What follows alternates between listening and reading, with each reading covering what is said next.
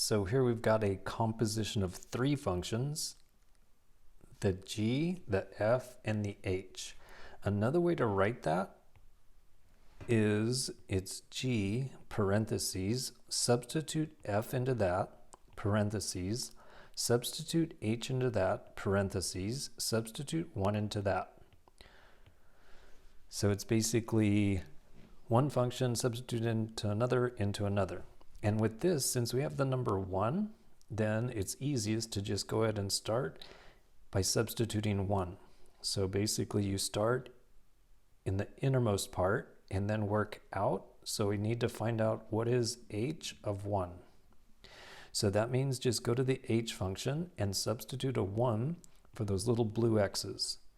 So the letter g can stay there, the f can stay there, and then substitute 1 into the h.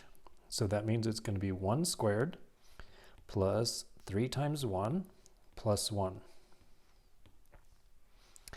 And then 1 squared is 1, plus 3 is 4, plus 1 more is 5.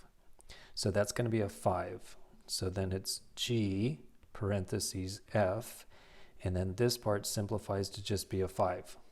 Okay. Now we're done with this blue part.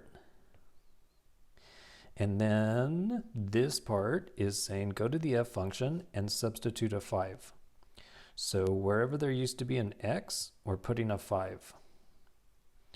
So this becomes the g stays there, and then f of 5 means 2 times 5 plus 1 divided by 15. Ooh, that was a sloppy 15. Sorry about that. There we go. And then 2 plus 5 is 10, plus 1 is 11. So there's an 11 on top and a 15 on the bottom. And that fraction cannot be simplified, so we just use 11 over 15. And finally, go to the g function, and in place of the x, we're going to put the fraction 11 over 15. So it's going to be a square root of 2x plus 6. So then it becomes the square root of 2, and then x, replace the x with 11 over 15. And then I think it said plus 6. Let me see. And then, yes, it was plus 6 inside of the square root. And then for this, well, I know that when you multiply fractions, you multiply on the top. So that's going to become 22 over 15. And then for the 6, I could rewrite 6 as 6 over 1. And if I need the common denominator to be 15, then multiply by 15 on the top and the bottom. And then, does anybody know 6 times 15? I think it's 90. I better make sure. 6 times 15. 6 times 15 is 90. Okay. So this is going to be 90 over 15. And so the 6 becomes plus 90 over 15. And then we're almost done. So this means we've got a 22 plus a 90. So 90 plus 22 for the numerators. That's going to end with a 2, and 9 plus 2 is 11. So that's going to be 112 over 15. And all of that is inside the square root. Okay, we've done the hard part.